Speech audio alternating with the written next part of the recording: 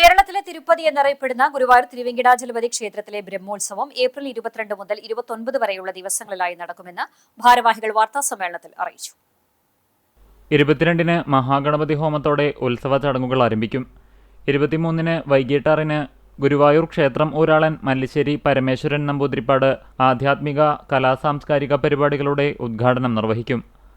തുടർന്ന് ജനാർദ്ദനൻ നെടുങ്ങാടി സ്മാരക പഠനകേന്ദ്രത്തിന്റെ ആഭിമുഖ്യത്തിൽ അഷ്ടപതി ഗായിക മഞ്ജു രവീന്ദ്രന്റെ നേതൃത്വത്തിൽ 101 കലാകാരന്മാർ ചേർന്നൊരുക്കുന്ന മെഗാ സോപാന സംഗീതം അരങ്ങേറും. 24-ന് രാവിലെ ബ്രഹ്മകലശാഭിഷേകം നടക്കും.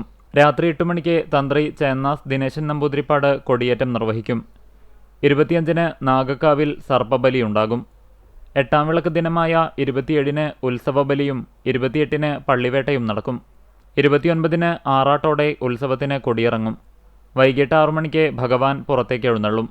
എഴുന്നള്ളിപ്പ് മഞ്ജുളാൽ വെച്ച് തിരിച്ചെത്തിയാൽ 9 മണിയോടെ ആറാട്ട് ചടങ്ങുകൾ തുടങ്ങും. 25-ന് കോട്ടപ്പടി രാജേഷ് മാരാർ, 26-ന് മട്ടന്നൂർ ശങ്കരൻകുട്ടി മാരാർ, 27-ന് ഗുരുവായൂർ ഗോപൻ മാരാർ എന്നിവരുടെ നേതൃത്വത്തിൽ തായമ്പകയുണ്ടാകും.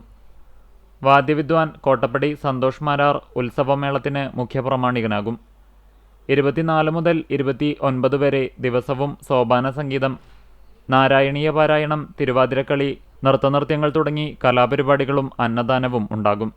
ഭാരവാഹികളായ ചന്ദ്രൻ ചങ്കത്ത്, ബാലൻ വാറനാട്ട്, രാജു കലാനിലയം, ശശി വാറനാട്ട്, ഹരികൂടത്തിങ്കൽ, ഗോപി മനയത്ത്, സന്തോഷ് ചീരടത്ത്, പി രാഘവൻ നായർ എന്നിവർ വാർത്താസമ്മേളനത്തിൽ പങ്കെടുത്തു.